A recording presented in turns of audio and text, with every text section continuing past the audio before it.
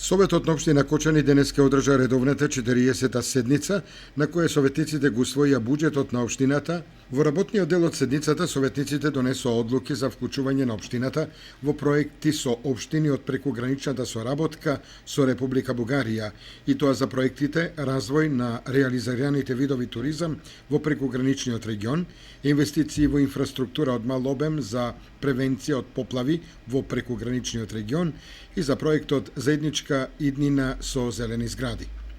Советниците донесоа одлука и за давање на користење, одржување и управување на објектот Кокичиња на јавната општинска установа за деца, детска градинка Павлина Велјанова, како и одлука за отпочнување со работа на објектот Кокичиња во село Оризари,